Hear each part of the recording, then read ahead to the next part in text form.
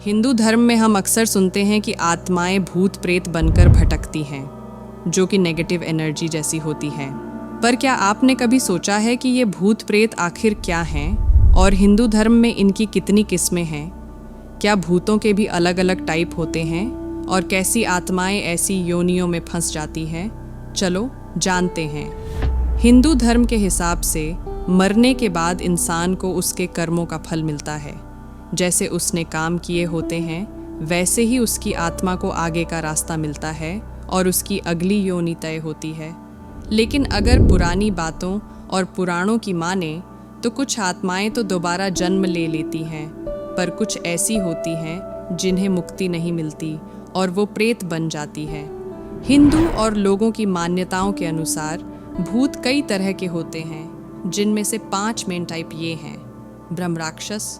पुराणों में लिखा है कि ये बहुत पढ़े लिखे पंडित या विद्वान होते थे, पर मरने के बाद किसी वजह से प्रेत योनि में फंस गए। ये ब्रह्म राक्षस बहुत ताकतवर होते हैं और अगर खुश हो जाए तो वरदान भी दे सकते हैं। ब्रह्म राक्षस को तो गंधर्वों से भी ऊंचा माना गया है। ये ज्ञानी आत्माएं होती हैं जिनमें अच्छे और बुरे दोनों तरह के गुण होते हैं। चेतक प्रेत। ये किसी खास जगह जैसे घर, मंदिर, पेड़ या श्मशान से जुड़े होते हैं। ज़्यादातर इनका असर उसी जगह पर रहता है और ये वहाँ आने जाने वालों को नुकसान पहुँचा सकते हैं। कूष्मांड। पुराणों में कूष्मांड को भगवान शिव के गणों में बताया गया है, इसीलिए तो भगवान शिव को भूतनाथ भी कहते हैं। ये मरे हुए जानवरों का मांस खाते हैं और उनका खून पीते हैं।